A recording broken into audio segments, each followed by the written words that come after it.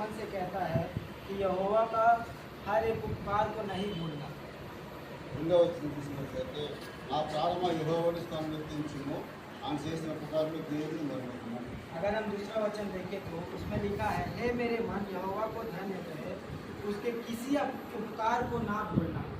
కనుక इसीलिए తన ప్రాణం కొరకు చేసిన ఉపకారం కొరకు ఆయన సన్నిధిని స్తుతించాలని చెప్తున్నాడు।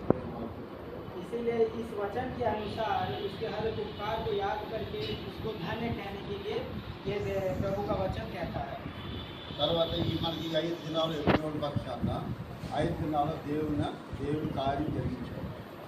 हेब्रोन के इसके कलीसिया की तरफ से प्रभु ने हमें ये 5 दिन की प्रार्थना जो चलाई है, ఇది శక్తి చేతను బలం చేతను కాదు, ये हमारी शक्ति की वजह से या फिर हमारे बल की वजह से नहीं, ఇది ఆత్మ చేత ఈ కార్యం దేవుడు జరిగించుకున్నాడు। ये सिर्फ और सिर्फ आत्मा के द्वारा प्रभु ने अपना काम को चलाया है। దీంట్లో మన పాత్రలుగా ఉన్నాం। इसमें सिर्फ हम एक बर्तन की तरह है। కనుక ఆ ప్రాంతాల నుంచి ఏదో దూర ప్రాంతాల నుంచి ప్రాంతాన్ని తీసుకొచ్చే దేవదేవుడు। हम सबको बहुत दूर दूर से प्रभु जी दूर देशों से यहाँ लेकर आए हैं। మరి 5 దినాలు చేసిన దేవుడి కార్యాల కొరకు మనం ఈ దినాన్ని ఏం చేయాలి? ఆరాధించాలి। इसीलिए इस 5 दिनों में जो भी प्रभु अच्छे अच्छे काम और बड़े बड़े महान काम किए हैं, उसके लिए हमें अभी प्रभु को स्तुति चढ़ाना है। ఈ ఆరాధన దేవుడికి ఎంతో ఇష్టమైంది। ये आराधना और ये स्तुति प्रभु को बहुत प्रभु की इच्छा अनुसार इच्छुक है। నిత్యము దేవుని ఆరాధిస్తే చాలు, దేవుని స్తుతింటే చాలు, దేవుని కూడా వెన్నట్టు కార్యం చేస్తాడు దేవదేవుడు। अगर तुम हमेशा प्रभु की स्तुति और प्रभु की आराधना करते रहो तो प्रभु ऐसा आश्चर्य काम हमेशा करते ही रहेगा। 119 కీర్తనలో మరొకసారి మాట తీసుకుని ఆరాధించుకోవాలి। हम 119वें भजन संगीता पे देखते हुए प्रभु की आराधना करें।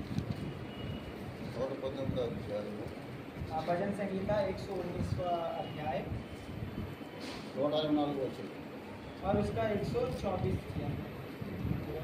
164 हाँ 164वां 64 ఒకరు చదవండి। कोई भी एक पढ़िए। నీ న్యాయ విధులను బట్టి దినమునకు 7 మారులు నేను నిన్ను స్తుతించుచున్నాను। కనుక నీ న్యాయ విధులను బట్టి దినములకు 7 మార్లు నిన్ను స్తుతిస్తున్నాను। मेरे धर्ममय नियमों के कारण मैं प्रतिदिन 7 बार तुझे स्तुति करता हूँ। మీకు అర్థమైందో మరోసారి జ్ఞాపకం చేసుకోండి। న్యాయ విధులను అంటే దేవుడి ఆజ్ఞలను విధులను కట్టలు పెట్టి దినానికి 7 మార్లు దేవుడు స్తుతిస్తున్నాడు। मुझे समझ, अगर आपको समझ में आया या नहीं आया, मैं बताता हूँ ये कि इसमें प्रभु कहता है कि धर्ममय नियमों के कारण प्रतिदिन उसका 7 बार, दिन में 7 बार उसकी स्तुति करना है। ఈయన మహారాజా ఉన్నాడు, 12 గోత్రాల మహారాజా ఉన్నాడు। ये 12 गोत्रों का राजा है, కనుక ఆయనకి ఎప్పుడు ఖాళీ ఉండదు। इसीलिए इनको कभी खाली नहीं रहता। ఆయనను फिर भी దేవునికి మతస్థానం ఇస్తున్నాడు। फिर भी प्रभु को ये पहला स्थान अपने जीवन में देते हुए आ रहे हैं। నీవు నేను దేవునికి రమ్మంటే వస్తామా? आप और हम अगर प्रभु के घर में आने को कहे तो क्या आप आते हैं? నాకు ఆ పని ఉందండి, నాకు ఈ పని ఉందండి, हमेशा बहाना बनाते हैं कि मुझे ये काम है, मुझे वो काम है, నాకు ఉద్యోగం ఉంది, నాకు ఆ చేలో పని చేసుకోవాలండి, हाँ मेरा ये काम है, मुझे ये इस काम पे जाना है। అది మనం ఏయో నెపాలు చెప్తూ ఉన్న దేవుడికి రావడంలో हम कितने ही सारे चीज़ों को बताते हुए, कितने ही सारे बहाने बताते हुए आते हैं। ఈ మహారాజు అంటే ఇంకా ఏ పక్క ఏ దేశం మీదకి వస్తుందో తెలియదు, ప్రాంతంలో ఏ శత్రువు మీదకి వస్తున్నాడో తెలియదు, నెమ్మది ఉండదు, సుఖం ఉండదు। अगर हम इस दाऊद राजा के जीवन को देखें तो कौन सा शत्रु कहाँ से उनके ऊपर आएगा, हमला करेगा, या फिर कौन सा शत्रु कहाँ से युद्ध करने आएगा, उनके जीवन में शांति समाधान नहीं था। फिर भी చూసినట్లయితే దినానికి న్యాయం ఇప్పుడు చేసిన ఉపకారాలు కాదు, చేసిన మేలు కాదు, ये किया हुआ उपकार के लिए या फिर किया हुआ अच्छे काम के लिए नहीं। నువ్వు నాకు ఇచ్చిన విధులు న్యాయ విధులు ఎంతో శ్రేష్టమైనవి కనుక దాని నిమిత్తం స్థుతిస్తున్నాడు। पर सिर्फ और सिर्फ जो धर्ममय नियम के लिए 7 बार स्तुति यहाँ दाऊद करते हुए आ रहे हैं। ఎన్నిసార్లు దినమంటే ఒక రోజుకి ఎన్నిసార్లు స్థుతిస్తున్నాడు? 7 మార్లు స్థుతిస్తున్నాడు। कितने बार कर रहा है? एक दिन में 7 बार। కనుక మరి నీవు నేను ఎన్నిసార్లు స్తుతిస్తున్నావు దేవుణ్ణి? तो इसके अनुसार हम और आप कितने बार स्तुति कर रहे हैं प्रभु की एक दिन में? అది దేవుడు అంగీకరించడు. ऐसा प्रभु कभी स्वीकार నీ नहीं భక్తి करेगा। దేవుడు అంగీకరించడు. आपका भक्ति जो है प्रभु कभी स्वीकार नहीं करेगा। భక్తి అంటే దేవుడు స్తుతించడము, దేవుని ఆరాధించడం, దేవుని ఘనపరచడమే. सही भक्ति या असली भक्ति यही है कि प्रभु की हम स्तुति, प्रभु की हम आराधना और प्रभु को हम धन्य कहें। రాత్రి లేచి ఉదయకాలం దేవుడు స్తుతించాలి. सुबह से लेकर शाम तक, सुबह से जब वो उठे और रात को सोने तक आपको प्रभु की आराधना करना నన్ను है। బ్రతికించడానికి స్థుతులు చెల్లిస్తున్నానయ్యా. मुझे आज जीवित रखने के लिए मैं आपकी स्तुति करता हूँ प्रभु। ఈ ఆరాధనకి సమర్పించుకున్నాను తండ్రి. ये आराधना, ये स्तुति, ये भेंट मैं आपको चढ़ाता हूँ। ఆమేన్. आमीन। అలాగే बस ఈ పని చేసిన తర్వాత మళ్ళీ దేవుని స్తుతించాలి, ఆరాధన సమర్పించుకోవాలి. आपका अगर काम हो गया, काम खत्म हो जाने के बाद फिर से आपको स्तुति करना है। కనుక చేసిన మేలుకు దేవుని స్తుతించాలి, దేవుని ఆరాధించాలి. ఇది మన క్రమము. हर अच्छे काम में जो आपके जीवन में हो उसके लिए प्रभु की स्तुति हमें करना है, यही क्रम है। ఇక్కడ మనం నేర్చుకుంటే పరలోక రాజ్యంలో స్తుతి ఆరాధన ఉంటుంది. अगर यहाँ हम सीखेंगे तभी हम उस स्वर्ग लोक में जाके प्रभु की आराधना कर सकें। అక్కడ ప్రార్థనలో ఉండదు, वहाँ कभी भी प्रार्थना, ये सब विज्ञापन ये नहीं होता। నీకు శ్రమలు ఉండవు. वो आपको वहाँ कष्ट नहीं होगा। దేవుడిని ఎందుకు సృష్టించాడంటే దేవుడిని స్తుతించడానికి సృష్టించాడు. अगर प्रभु आपको सृजा है या फिर प्रभु आपको ये जीवन दिया है तो सिर्फ और सिर्फ उसकी आराधना और स्तुति करने के लिए। నీకు కుమారుడు ఉన్నాడు, ముగ్గురు కుమారులు ఉన్నారు. आपका अगर एक बेटा है, 3 बेटा है, నీకు చిన్న కుమారుడు ఉన్నాడు. आपका अगर एक बेटा है, నా తండ్రి నా తండ్రి నా తండ్రి అని నా తండ్రి పిలుస్తూ ఉంటాడు.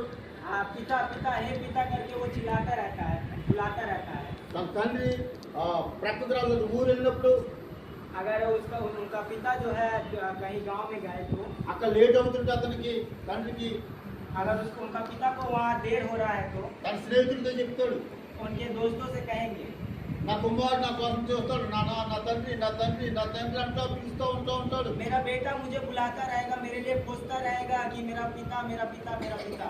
నేను నా కుమారుడు దగ్గరికి వెళ్ళాలి. मुझे अपने पिता, मेरे बेटे के पास जाना है। ఈ మానవ సంబంధమైంది ఇది. ये मानव संबंधित बातें हैं, కానీ సృష్టించిన దేవుడు, पर आपको जो सृजा है वो परमेश्वर, నీకు విమోచించిన దేవుడు आपको जो छुड़ाया है वो परमेश्वर। యేసయ్యా యేసయ్యా యేసయ్యా స్తుతిస్తే దేవుడు నీ కూడా ఉంటాడు. हे प्रभु हे प्रभु हे प्रभु बोल के अगर आप स्तुति करेंगे तो हमेशा वो परमेश्वर आपके साथ रहेगा, నీ కార్యం జరిగిస్తూ ఉంటాడు. आपके जीवन में अच्छे काम करते रहेगा, आश्चर्य काम करते रहेगा। ఒక మాట చూసినట్లయితే 191 కీర్తనలు अगर एक बात देखिए भजन संगीत का 91 अध्याय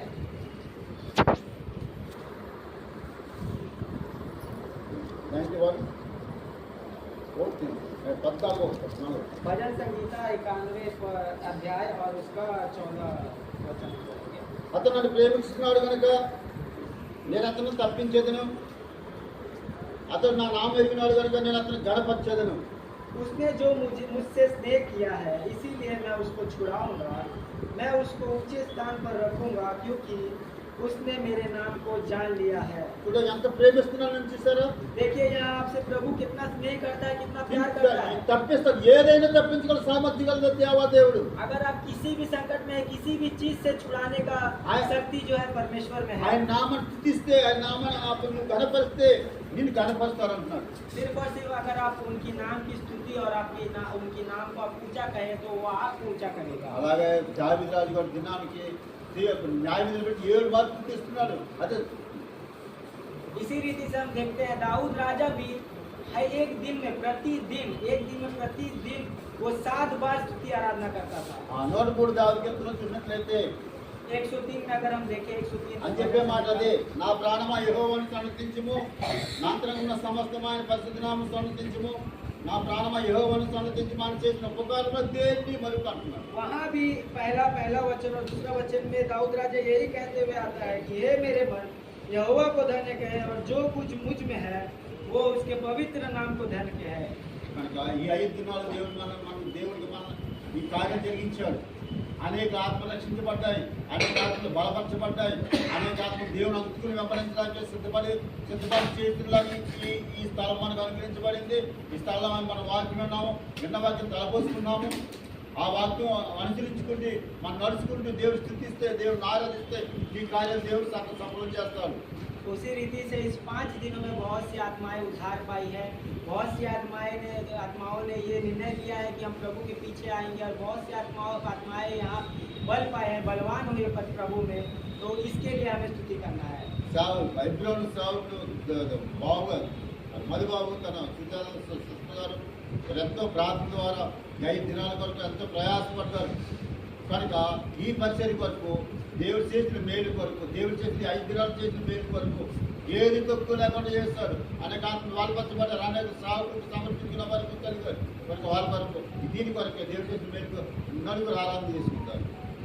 उसी रीति से हम देखते हुए तो प्रभु का दास और दासी दासी मधु बाबू और उनकी प्रभु की दासी सुजाता जितने भी प्रार्थना करते हुए आए, कितने भी विज्ञापन करते आए, जिसकी वजह से हम यहाँ 5 दिन का जो ये सभा हुआ, इसमें हम देखते हुए कि कितने लोग उद्धार पाए। और इस आश्चर्य काम को जो प्रभु ने किया, इसके लिए कोई भी हम चार मिलकर आराधना करेंगे। కనుక మీరు 5 దినాలు చేసిన సేవకుల వారికి వందనాలు. 5 దినాలు మాకు ఇచ్చిన ఆత్మీయాన్ని బట్టి వందనాలు, మాకు ఇచ్చిన శరీరాహాన్ని బట్టి వందనాలు. ఈ చేసిన కార్యాలకి ఈయన స్థుతి, ఈ ఆరాధన ఈ బంగారు పాదాలు సమర్పించుకున్నాను తండ్రి, ఆమె అన్నాడు. इसीलिए आप भी आज इस 5 दिनों में प्रभु ने हमें जो भी शारीरिक रीति से बल और शारीरिक रीति का आहार या फिर आत्मिक रीति का आहार जो भी दिया है, आत्मिक रीति से बलवान बनाया है, उसके लिए और इस 5 दिनों की सभा के लिए हम प्रभु का धन्यवाद करेंगे। ఇద్దరు సహోదరులు ఆరాధించారు, 2 भाई और 2 बहनें प्रभु की आराधना करेंगे।